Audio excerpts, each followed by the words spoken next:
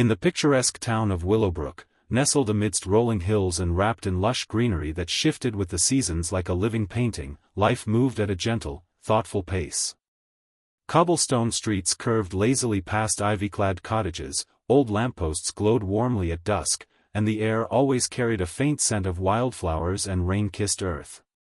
It was a town where time felt softer, where stories lingered longer, and where hearts often found what they were searching for. Sometimes without even realizing it. Among the many lives unfolding quietly within Willowbrook were two souls destined to meet, though neither yet knew how deeply their lives would intertwine.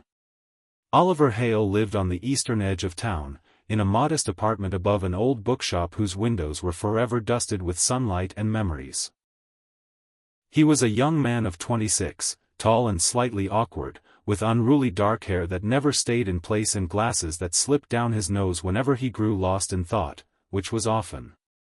Oliver was an aspiring writer, though the word aspiring sometimes weighed heavily on him. He had notebooks filled with half-written stories, margins crowded with ideas, sentences rewritten until the ink nearly tore through the page. Words were his refuge, his rebellion, and his quiet dream. Every morning, he followed the same comforting ritual. He woke early, brewed a cup of strong coffee, and sat by the window overlooking Willowbrook's waking streets. He watched shopkeepers raise their shutters, cyclists glide past, and children race toward school with laughter echoing behind them.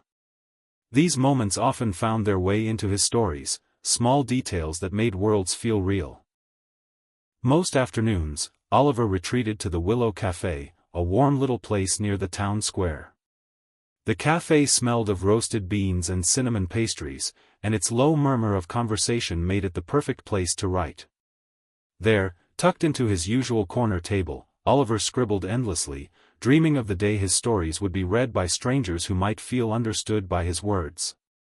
Yet beneath his quiet dedication lived a persistent doubt. What if his stories were never enough? What if his dreams were too fragile for the world beyond Willowbrook? On the opposite side of town, where the houses gave way to open meadows and winding brooks, stood a charming little stone cottage surrounded by climbing roses and sunflowers. This was where Emily Carter lived. Emily was 24, with soft chestnut hair she often tied back with a ribbon splashed in paint, and eyes that seemed to reflect every color she had ever seen. She was an artist, not by profession, at least not yet, but by instinct. She painted the way others breathed. Her cottage was a sanctuary of creativity. Canvases leaned against every wall, jars of brushes sat beside open windows, and unfinished paintings rested on easels like paused conversations. Emily found inspiration everywhere, in the way sunlight filtered through leaves, in reflections on water, in fleeting expressions on strangers' faces. Most days, she wandered through Willowbrook with her sketchbook tucked under her arm. She traced the curves of hills, the texture of bark, the quiet poetry of old doorways. Art was her way of understanding the world, but it was also her shield. For while Emily's heart was full of beauty, it also carried insecurities she rarely voiced. She often questioned her worth, her talent, her place in a world that sometimes felt too loud and demanding. Painting helped her quiet those doubts, even if only for a while. It was on a bright spring morning, when cherry blossoms drifted like pink snow through the streets, that fate finally nudged their paths together. Oliver sat at his usual café table, hunched over a battered notebook, tapping his pen against the page. He was struggling with a story, something about longing, about two people circling each other without knowing how to begin. Emily stepped into the café seeking refuge from her own restless thoughts. She ordered tea and glanced around for a quiet corner.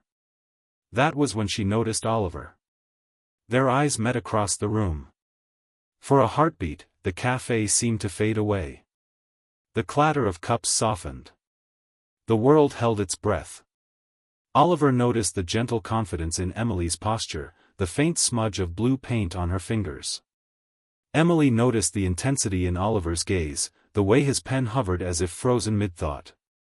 A shy smile passed between them, tentative, curious, electric. Summoning courage he didn't know he possessed, Oliver stood and approached her table. "Hi," he said, his voice slightly unsteady. "I hope this isn't strange, but you look like someone who tells stories." Emily blinked, surprised, then smiled. "Only with pictures," she replied. And just like that, a conversation began. They talked for hours. Oliver spoke about books, about characters who felt real enough to miss when stories ended.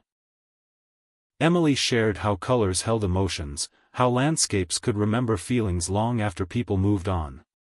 They laughed. They listened. They forgot the time. From that day forward, they were inseparable. Oliver introduced Emily to his favorite novels, reading passages aloud under oak trees or beside the river. Emily took Oliver on long walks through meadows, teaching him how to truly see, the way shadows moved, how light transformed everything it touched. They explored Willowbrook together, discovering hidden alleys, forgotten viewpoints, and quiet moments that belonged only to them.